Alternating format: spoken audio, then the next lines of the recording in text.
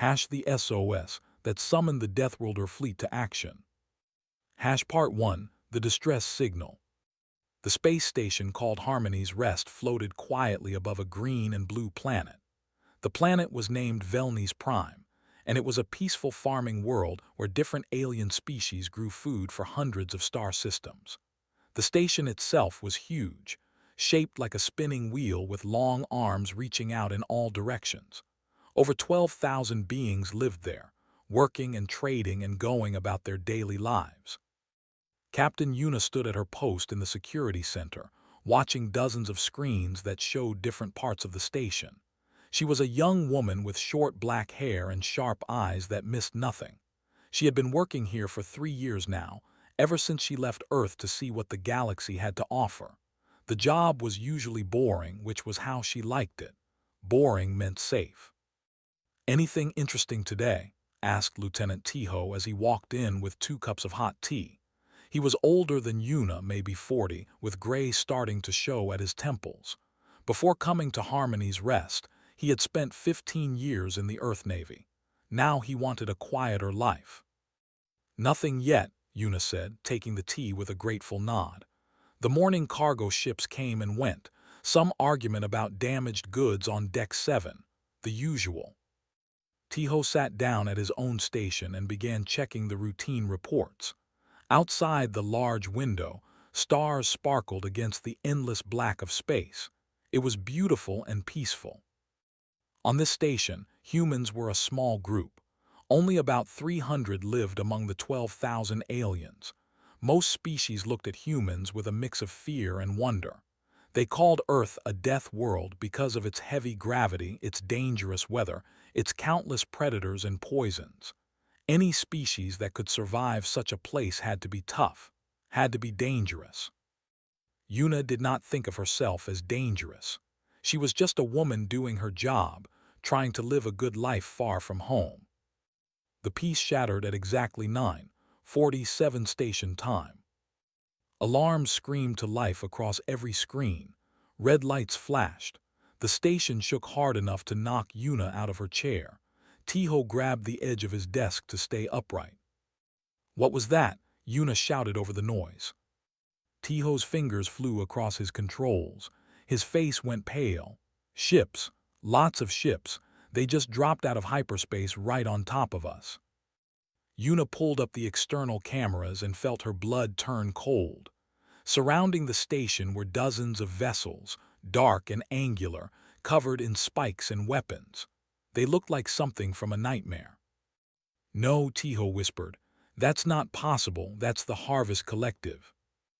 Una had heard stories about the Harvest Collective. Everyone had. They were slavers, the worst kind. They attacked stations and colonies, took prisoners, and sold them to the darkest corners of the galaxy. But the stories also said they were destroyed decades ago, wiped out by a combined fleet of compact species. The stories were wrong. A voice crackled over all communication channels. It was deep and clicking, like insects rubbing their legs together. "Attention, creatures of this station. I am Warlord Crix of the Harvest Collective. You have 1 hour to deliver all humans on this station to our ships. If you refuse, everyone dies. There will be no second warning." The message repeated, then went silent. Una and Tiho looked at each other. Around them, more alerts were coming in. The station's shields were up, but they were not strong. This was a trading post, not a military base. The shields might hold for 6 hours at most if the slavers attacked. They ran to the central command center, where chaos was already spreading. Station Administrator Grell stood frozen in the middle of the room. He was an avian creature, tall and thin, with colorful feathers that now lay flat against his body in fear. His large eyes blinked rapidly as officers shouted reports at him. "The shields are taking damage from their targeting systems. We have no weapons that can fight those ships. The compact patrol fleet is 3 days away.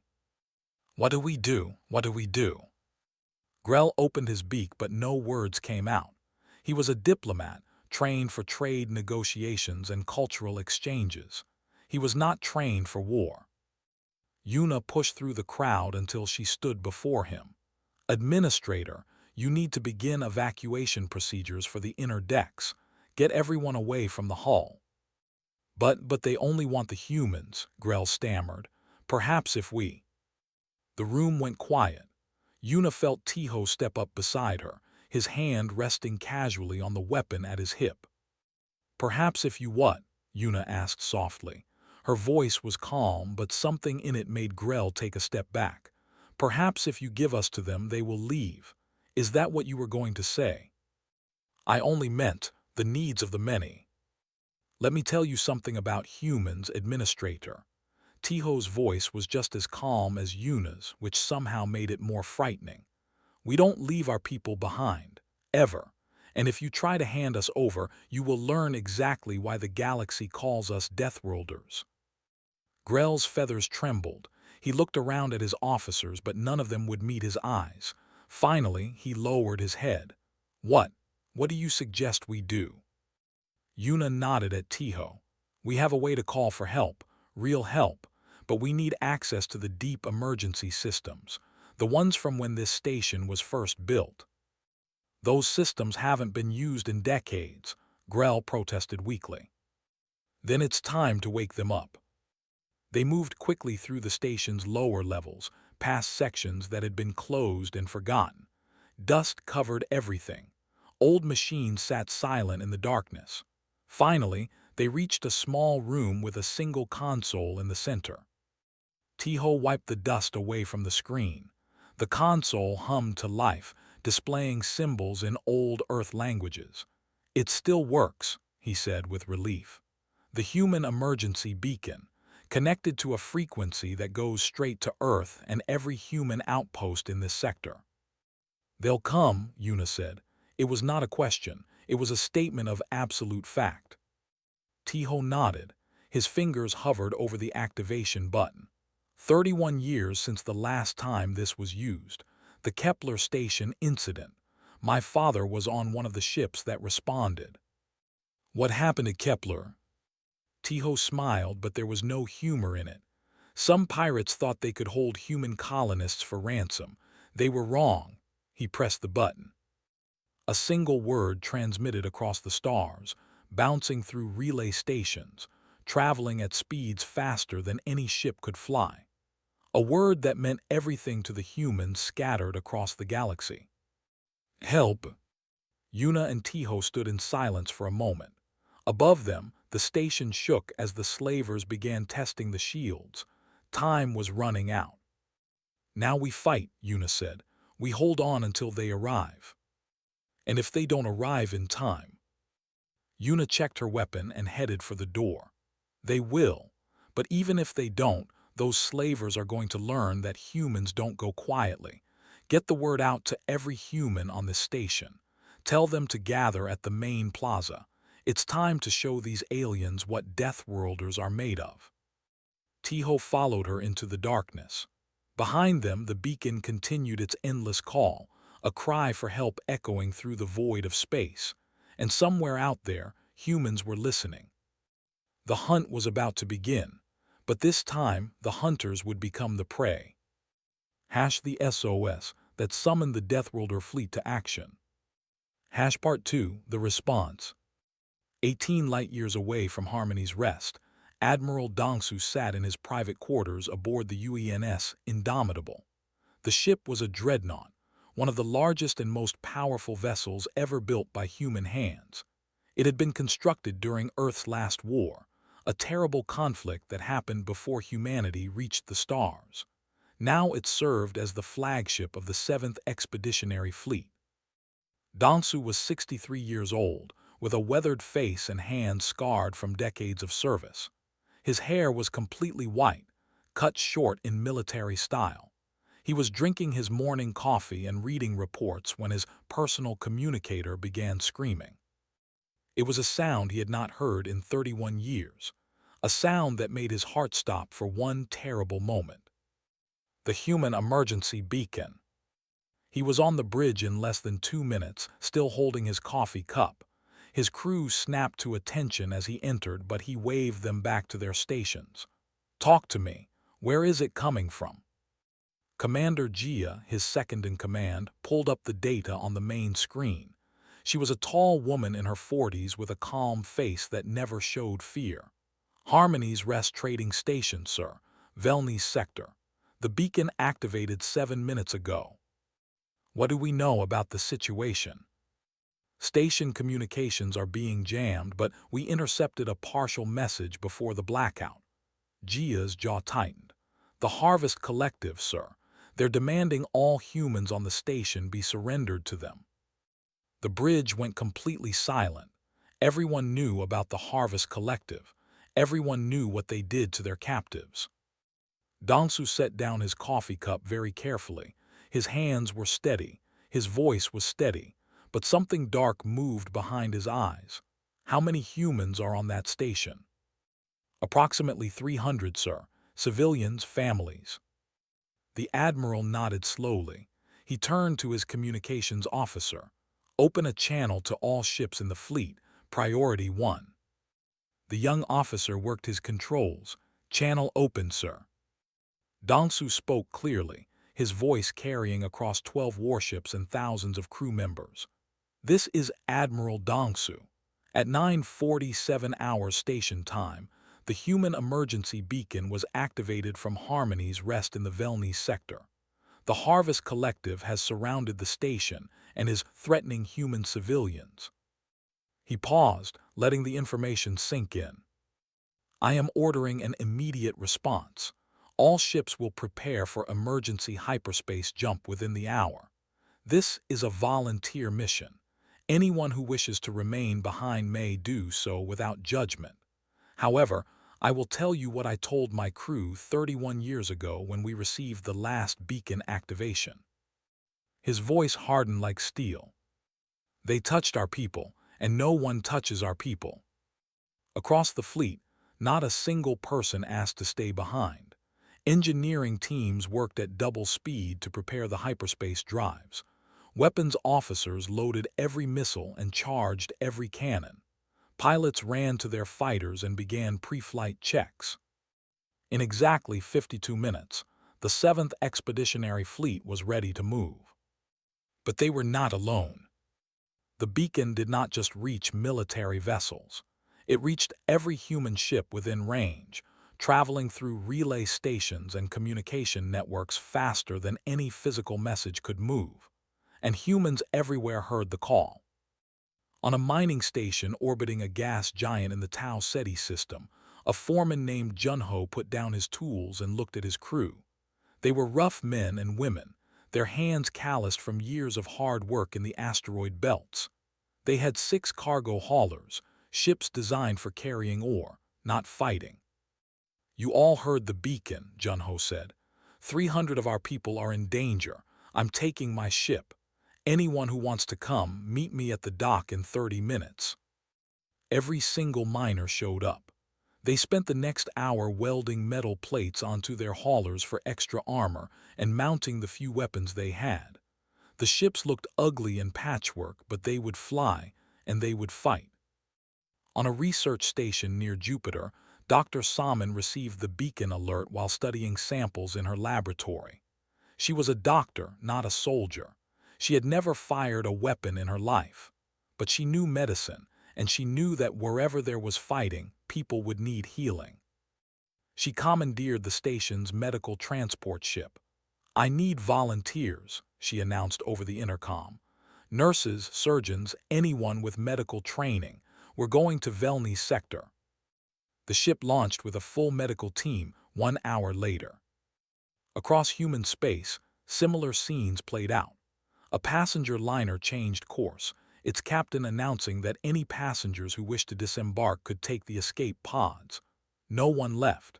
A construction crew abandoned their half-built space station, flying their work vessels toward the beacon. Even a small yacht owned by a wealthy businessman joined the growing fleet, its owner standing at the helm with grim determination. They were not soldiers. They were miners, doctors, builders, travelers. But they were human, and humans answer when their own call for help. Back on Harmony's Rest, the situation grew worse by the minute. The slavers had begun cutting through the outer hull in 3 locations. Their torches burned through metal like it was paper. Station security teams, mostly made up of aliens who had never seen real combat, fell back in confusion and fear. But the humans did not fall back. Captain Yuna had gathered all 300 humans in the main plaza. They stood together, young and old, workers and families. Most had never been in a fight. But when Yuna explained what was happening, not one of them suggested surrender. "We have about 4 hours before they breach the intersections," Yuna told them. "Help is coming, but we need to hold until it arrives. I need everyone who can fight to form defensive teams. Everyone who can't fight, I need you to help prepare barricades and gather supplies." An old man stepped forward. His name was Sergeant Minu, and he had retired from Earth's ground forces 20 years ago. His body was thin and his hair was gray, but his eyes were sharp. "I can train them," he said. "Give me the ones who have never held a weapon. I'll teach them enough to stay alive." "How long do you need?" Minu smiled grimly. "In a perfect world, 6 months, but I'll make do with 6 hours." The aliens on the station watched all of this with confusion. Administrator Grell approached Yuna carefully, his feathers still flat with fear. "I do not understand," he said. "Why are you not panicking? The slavers have dozens of ships. Your people have nothing but small weapons. This is hopeless." Yuna turned to look at him. Her face was calm, almost peaceful. "You know what humans are, Administrator. You know where we come from. A world that tried to kill us every single day of our existence. Predators, diseases, disasters, wars. Everything on our planet wanted us dead." She gestured at the humans around her, who were already organizing into groups, gathering tools and materials, preparing to fight. "But we survived. We didn't survive by being the strongest or the fastest. We survived because when danger comes, we stand together. We survived because we never give up. We survived because the one thing we fear more than death is leaving our people behind." She smiled, and for a moment, Grell understood why the galaxy feared these soft, fragile creatures from that deadly little world. "So no, Administrator, we are not panicking. We are waiting, because help is coming. Our people heard the call and they are coming. The only question is whether those slavers will still be alive when they arrive." Grell looked at the humans, really looked at them for the first time. He saw children helping their parents stack furniture into barricades. He saw elderly people sharpening kitchen knives. He saw dock workers and shop owners standing shoulder to shoulder, ready to fight and die for each other. He had lived among aliens all his life. He thought he understood cooperation, community, civilization, but he had never seen anything like this. "What can we do?" he asked quietly. "My people, the other aliens, how can we help?" Yuna's smile softened. "Get everyone away from the outer sections, seal the doors, and if you have anyone willing to fight alongside us, they're welcome. We don't leave people behind, Administrator, not even people who aren't human." Grell bowed his head and went to organize his own people. Perhaps, he thought, there was a reason the galaxy feared humans, but perhaps there was also a reason to hope. Somewhere in the darkness between stars, dozens of ships burned toward Velny's sector at speeds that pushed their engines to the breaking point. Soldiers and civilians, warships and cargo haulers, all united by one simple truth. Someone had touched their people. And no one touches their people. The SOS that summoned the Deathworlder fleet to action. Part 3, The Gathering Storm. In the Great Hall of the Galactic Compact headquarters, hundreds of alien diplomats watched their screens with growing alarm. The situation at Harmony's Rest was bad, but what was happening across human space was something they had never seen before. Intelligence Officer Hyok stood before the Compact Council, pointing at a holographic map that showed human territory. Dozens of small lights were moving, all heading toward the same destination. "These are confirmed human vessels currently en route to Velny's sector," he explained.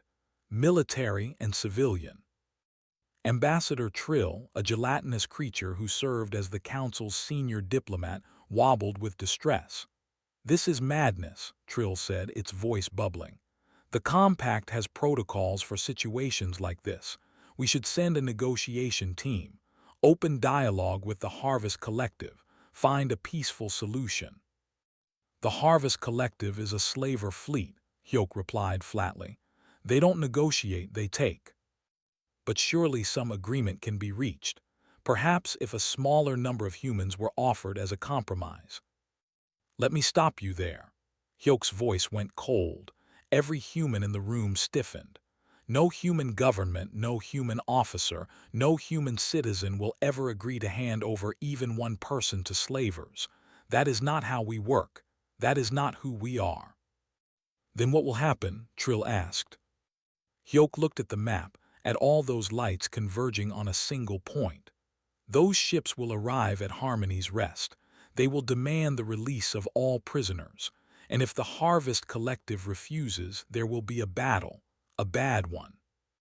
Many of those vessels are not military, another council member pointed out. They are cargo ships, transport vessels. They have no chance against a slaver fleet. You're right, on paper they have no chance. Hyoke smiled, but there was no warmth in it. But you've never seen humans fight for their own. You've never seen what happens when you threaten our families, our friends, our people. Those miners and doctors and builders. They will fight like they have nothing to lose. Because to them, losing their people is worse than losing their lives. The council chamber fell silent. They had read reports about human history. They knew about the wars, the conflicts, the terrible weapons humans had built. But reading about it was different from seeing it unfold in real time. Meanwhile, on Harmony's Rest, the first breach happened. Slavers poured through a hole in the outer hull, their weapons ready, their bodies armored. They were insected creatures, standing on 6 legs with 4 arms, each arm ending in sharp claws or holding weapons. Their leader, a smaller creature with bright red markings, clicked orders in their strange language. They expected easy prey. They expected screaming, running, surrendering. What they found was Sergeant Minyu standing in the corridor with 20 dock workers behind him. The workers held welding torches, metal pipes, lengths of chain. Minyu himself carried only a fire axe that he had taken from an emergency station. Evening, Minyu said pleasantly. I'm afraid this area is closed. The slavers hesitated. This was wrong. Prey did not stand and wait. Prey did not smile at predators. The red-marked leader raised his weapon. Surrender, Deathworlder. Your species is worth much on the slave markets. We will keep you alive if you cooperate. That's kind of you. Minyu adjusted his grip on the axe, but I'm going to have to decline. He moved faster than any creature from a heavy-gravity world should be able to move. The axe swung in a wide arc, and the red-marked leader fell back with a screech of pain. Behind Minyu, the dock workers charged. The corridor became chaos. The slavers had better weapons, but they had never fought humans in close quarters. They did not understand how strong these Deathworlders were, how fast they could move despite their heavy bones and dense muscles. They did not understand that humans had evolved to run for hours, to survive wounds that would kill other species, to keep fighting long after any sensible creature would have stopped. The first wave of slavers fell in less than 3 minutes. Minyu stood among the bodies, breathing hard. His arm was bleeding from a wound he barely remembered receiving.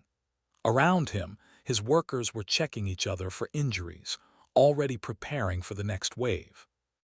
Anyone seriously hurt? He called out. Nothing that won't wait, someone replied. Others nodded in agreement. Good, back to the barricade, they'll send more. On another deck, Captain Yuna led a different defense. She had taken the younger fighters, the ones with more energy but less experience. They had positioned themselves near the station school, where human and alien children were hiding. Yuna did not tell her people that they were the last line. She did not need to. They all knew. "Remember what I taught you," she said as the sounds of cutting torches echoed through the walls. "Stay low, stay together, aim for the joints where the armor is weakest, and whatever happens, don't let them past us." A young man named Jinwoo stood next to her. He was barely 20, a shop worker who had never imagined he would hold a weapon. His hands were shaking. "Captain, I'm scared," he admitted quietly. Yuna reached out and squeezed his shoulder. "Good. Fear keeps you sharp. Being scared is fine. Running away is not." "I won't run." "I know you won't." The wall burst open and slavers flooded in. Yuna raised her weapon and fired, dropping the first attacker before it had taken 2 steps. Around her, her team did the same. The corridor filled with the noise of weapons and screams. The slavers pushed forward. They were well-trained, experienced raiders who had conquered dozens of stations. But with every step they took, they paid in blood. The humans gave ground slowly, fighting for every meter, never breaking, never running. Lieutenant Tiho appeared from a side corridor with reinforcements just as Yuna's team was being pushed back. Fresh fighters joined the line, giving the exhausted ones a chance to fall back and catch their breath. "Status?" Tiho asked as he took position next to Yuna. "Holding barely." She fired again and another slaver went down. "How's Minyu?" "Still fighting, still alive. The old man is tougher than he looks." Yuna allowed herself a small smile. "How long until help arrives?" Tiho checked his communicator. Estimated 3 hours for the military fleet. Civilian ships might arrive earlier. 3 hours. Yuna looked at the slavers still pouring through the breach. "We can hold 3 hours." Back on their flagship, Warlord Crix received reports with growing frustration. His commanders were telling him that the station's defenders were stronger than expected, that casualties were mounting, that progress was slow. "They are only humans," Crix growled. "Soft creatures from a single planet. How are they resisting us?" "They fight like demons, Warlord," one commander replied. "They do not retreat. They do not surrender. We kill one and 2 more take their place. It is as if they have no fear of death." "Then give them more death. Send the reserve forces. Break through their lines. I want every human on that station in chains before the next cycle." The commander hesitated. "Warlord, our sensors are detecting multiple hyperspace signatures approaching. Ships, many ships." Crix waved a claw dismissively. "The compact patrol is 3 days away. They cannot respond in time." "These are not compact ships, Warlord. These are human vessels." For the first time, something like concern flickered across Crix's face. He pulled up the sensor data himself and stared at the screen. Dozens of contacts, all converging on his position. Military ships, civilian ships, ships that had no business being here, traveling at speeds that pushed the limits of their engines. "How," he demanded, "how did they respond so quickly?" No one had an answer. On the bridge of the Indomitable, Admiral Dongsu watched the same data with grim satisfaction. His fleet would arrive in just under 3 hours. The civilian vessels would arrive even sooner, some of them pushing their engines beyond all safety limits. Commander Jia stood beside him. "Sir, the civilian ships are requesting combat assignments. They want to know where they'll be most useful." Dongsu looked at the list of ships: cargo haulers, medical transports, construction vessels. None of them were built for war. All of them had answered the call anyway. "Tell them to hold position behind the military line when we arrive. Their job is to evacuate survivors and provide support. No heroics." He paused. "And tell them thank you. Tell them that when this is over, every human everywhere will remember what they did today." Jia nodded and sent the message. The fleet flew on through the darkness, engines burning, crews preparing, every soul aboard united by a single thought. "Hold on, we're coming, just hold on." The SOS that summoned the Deathworlder fleet to action. Part 4, the fleet arrives. 3 hours felt like 3 years to the defenders of Harmony's Rest. Wave after wave of slavers crashed against their barricades, and wave after wave was pushed back. But each wave cost them. Ammunition ran low. People fell wounded. The lines grew thinner. Sergeant Minu sat against a wall, letting Dr. Salmon's assistant wrap bandages around his chest. A slaver blade had found a gap in his makeshift armor. The wound was deep, but Minu refused to leave the line. "You should be in the medical bay," the assistant said. "I should be with my people," Minu replied. He pushed himself to his feet, ignoring the pain, and picked up his axe. "How much longer?" "The fleet should be here any minute now." As if answering his question, the station shook. But this time, the shaking came from outside the hull, not from cutting torches or explosions. Something was happening in space. Captain Yuna heard it too. She grabbed her communicator. "Tiho, what's happening out there?" Tiho's voice came back, rough with exhaustion but filled with sudden hope. "They're here. Yuna, they're here. The fleet just dropped out of hyperspace." The 7th Expeditionary Fleet appeared in a flash of light and distorted space. 12 destroyers, 4 heavy cruisers, 2 carriers, and the massive Indomitable at the center. They formed a wall between the slaver fleet and the station. But they were not alone. Behind them, around them, spreading out in all directions, came the civilian ships. The mining haulers with their welded armor plates. The medical transports with red crosses painted on their hulls. The construction vessels and passenger liners and private yachts. 47 human vessels in total, facing a slaver fleet of over 60 warships. Admiral Dongsu stood on his bridge, looking at the enemy formation. His face showed no fear, no doubt, only cold determination. "Open a channel to the slaver flagship," he ordered. "All frequencies." The communications officer worked her controls. "Channel open, sir." Dongsu spoke clearly, his voice carrying across the void to every ship in the system.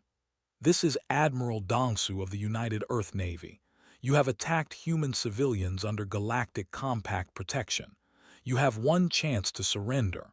Release all prisoners, power down your weapons, and prepare to be boarded. There will not be a second offer." Silence. Then a clicking, insectoid laugh came back across the channel.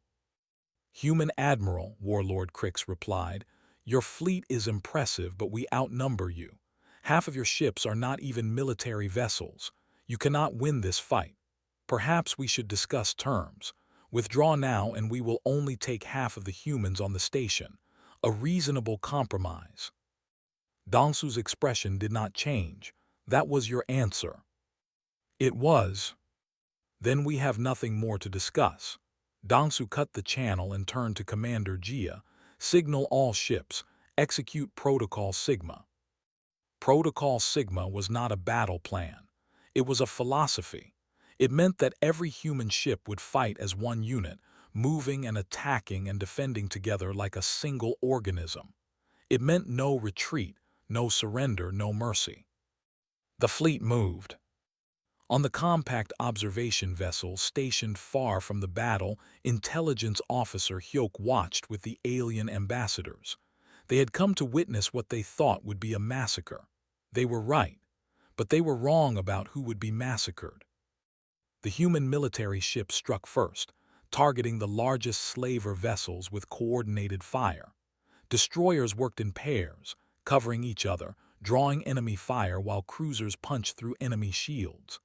The carriers launched fighters that swarmed like angry insects, too small and too fast for the slaver weapons to track. But it was the civilian ships that shocked the observers most. The mining haulers did not hang back as Admiral Dongsu had requested. Instead, they drove straight into the enemy formation, using their reinforced hulls as battering rams. One hauler, captained by the foreman named Junho, crashed directly into a slaver cruiser, crippling both vessels in a flash of fire and metal. Junho's escape pod launched just before the collision, tumbling away into space. "Junho is clear," someone shouted over the communication channel. "Pickup requested." A passenger liner swept in, ignoring the weapon's fire around it, and scooped up the escape pod with its emergency tractor beam. Then it was back in the fight, using its size to block shots meant for smaller ships. The construction vessels deployed their industrial tools as weapons. Plasma cutters designed for welding space stations sliced through enemy hulls. Magnetic grapples meant for moving asteroids locked onto slaver ships and held them in place for the military vessels to destroy. Inside Harmony's Rest, the defenders heard the explosions through the hull, heard their enemies screaming retreat, heard the sound of salvation. Yuna gathered what remained of her fighters. They were battered, bloodied, exhausted, but they were alive. One more push, she told them. Drive them back to the breach. Show them they picked the wrong station to attack. They charged. The slavers, already shaken by the disaster unfolding in space, broke completely when the humans came at them with renewed fury. They ran for their boarding vessels, scrambling over each other in their desperation to escape. Many did not make it. On his flagship, Warlord Crix watched his fleet crumble with disbelief. Ship after ship was destroyed or disabled. His commanders reported casualties in the thousands. The humans were everywhere, fighting with a coordination and ferocity that made no sense. "Fall back," Crix ordered. "All ships fall back to the hyperspace point. We will regroup and return." "We can't, Warlord," a commander replied, voice high with panic. "The human ships are blocking the exit lanes. They're herding us toward the planet's gravity well." Admiral Dongsu had anticipated the retreat. His fleet had spread out, cutting off every escape route, pushing the slaver vessels toward Velny's Prime, where the planet's gravity would make hyperspace jumps impossible. "I am offering surrender one more time," Dongsu broadcast. "Power down your weapons. Release all prisoners. This is your final chance." Crix screamed his refusal and ordered his remaining ships to concentrate fire on the Indomitable. If they could kill the human admiral, perhaps the others would break. The Indomitable shuddered under the assault. Damage reports flooded the bridge. Shield strength dropped to 60%, 50%, 40%. But Dongsu did not order a retreat. He did not even flinch. "Hold the line," he said calmly. "Let them focus on us. That gives our other ships time to finish them." Commander Jia looked at him. "Sir, if the shields fail?" "Then we die doing our duty," he smiled slightly. "But I don't plan on dying today. Signal the carriers. Tell them to launch everything they have. Full assault." The carriers unleashed their remaining fighters in a massive wave. Hundreds of small craft screamed toward the slaver flagship, firing everything they had. The slavers' point defense guns tried to track them all, but there were too many, moving too fast. One fighter made it through. Its pilot, a young woman whose name would be remembered for generations, dove straight at the flagship's main engine section. She fired her missiles at point-blank range and pulled up just in time to avoid the explosion.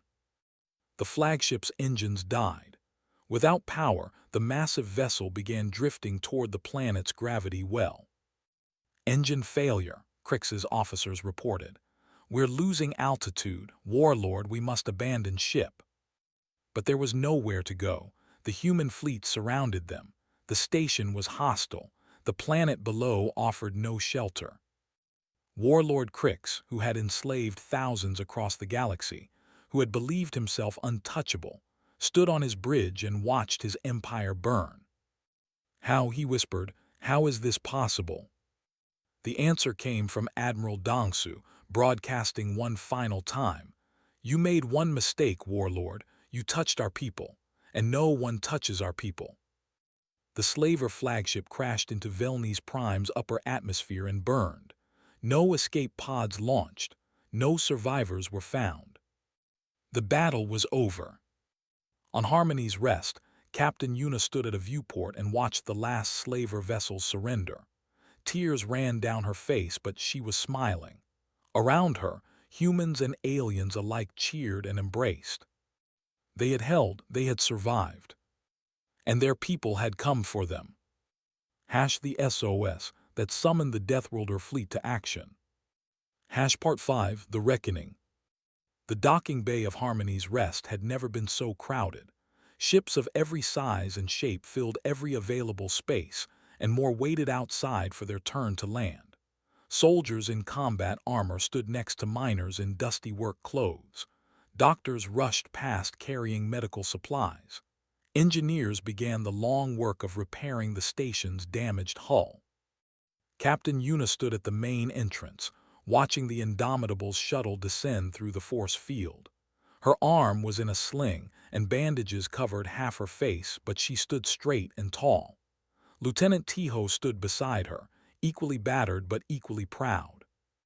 The shuttle's ramp lowered and Admiral Dongsu stepped out. He was not what Una had expected. The famous admiral looked tired, his uniform rumpled, his eyes heavy with the weight of command. But when he saw the defenders waiting for him, he smiled. "Captain Una," he said, extending his hand. "I've heard a lot about you in the last few hours. Your people fought well." Una shook his hand.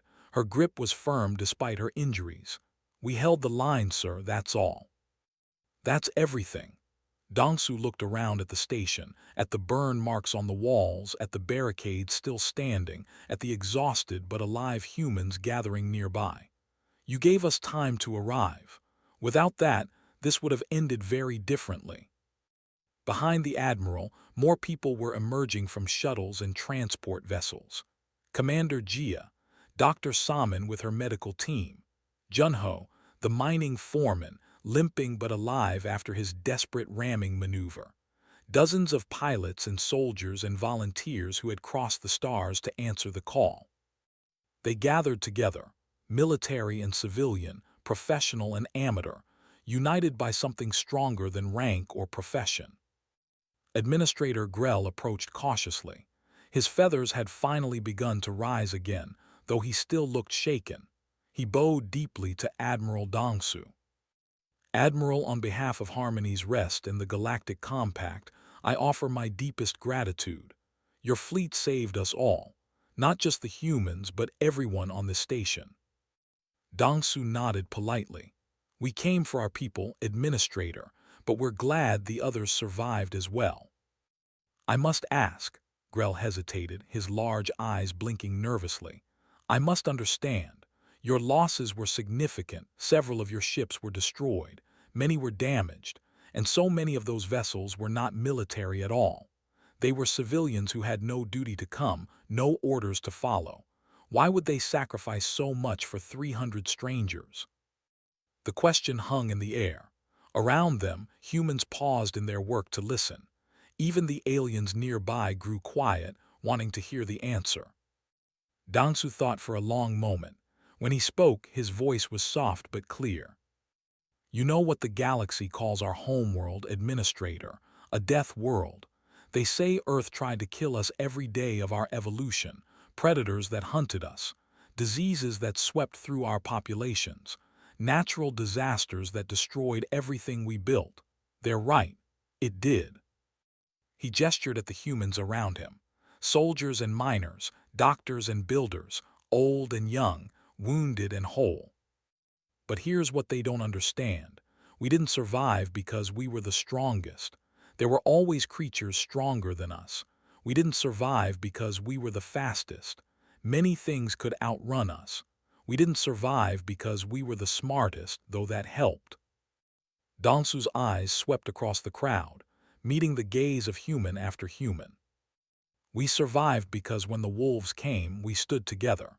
We survived because when disease struck, we cared for the sick even at risk to ourselves.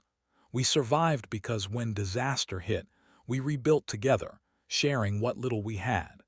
We survived because we learned one fundamental truth that became part of our very souls." He turned back to Grell. "No one gets left behind.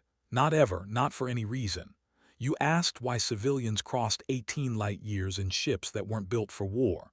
You asked why miners and doctors and builders risked their lives for strangers. The answer is simple. They weren't strangers, they were family. All humans are family. And when family calls for help, you answer. Always. Grell was silent for a long time. Finally, he spoke in a voice barely above a whisper. We have studied humans for 60 years. We thought we understood you, the dangerous creatures from the death world, the species to be feared and watched. We knew nothing. Now you know something, Una said gently. We're not just dangerous administrator, we're loyal, we're stubborn, and we take care of our own. Across the galaxy, news of the Battle of Harmony's Rest spread quickly. The Galactic Compact formally recognized what they called the Human Solidarity Doctrine as a protected cultural practice. No species would ever again suggest handing over humans to avoid conflict. The cost of such a suggestion had been made very clear. The Harvest Collective, already weakened by the battle, collapsed entirely within 6 months. Their survivors were hunted across the galaxy, and no port would shelter them. The humans had long memories, and those memories were shared with every species willing to listen. Sergeant Minu was awarded every medal available for a civilian defender. He accepted them quietly, then went back to his apartment to rest. When reporters asked him how he felt, he shrugged and said, "Tired. Old bones don't bounce back like they used to." Dr. Salmon established a permanent medical station on Harmony's Rest, staffed by humans and aliens alike.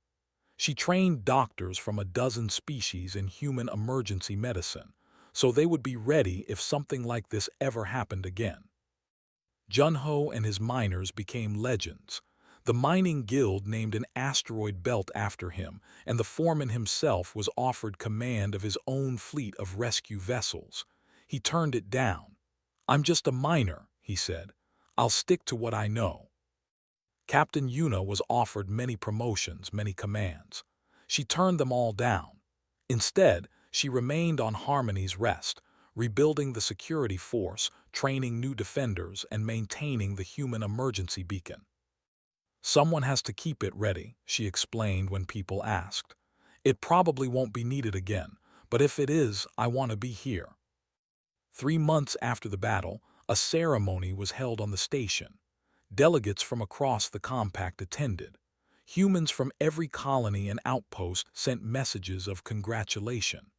Admiral Dongsu returned for the occasion, standing beside Captain Una as they unveiled a memorial to those who had fallen. The memorial was simple, a wall of names, human and alien alike, who had died defending the station. At the top, carved in stone, were words in every major language of the galaxy. "We stand together." That night after the ceremony, Una found herself alone on the observation deck. She looked out at the stars, thinking about everything that had happened. The fear, the fighting, the impossible hope that had carried them through. Tiho found her there, 2 cups of tea in his hands. He offered one, and she took it gratefully. "You know," he said, "when I activated that beacon, I wasn't sure anyone would come. It had been 30 years. I thought maybe people had forgotten what it meant." Una sipped her tea. "They didn't forget, they'll never forget." "No, I suppose they won't." They stood in comfortable silence, watching the stars. Somewhere out there, human ships patrolled the space lanes. Human colonies flourished on 100 worlds. Human children learned the stories of Earth, of the death world that had forged their ancestors into survivors. And somewhere in the quiet systems and the distant stations, humans kept watch, ready to answer the call, ready to stand together. Because that was what humans did. That was who humans were. And the galaxy would never forget it. The end.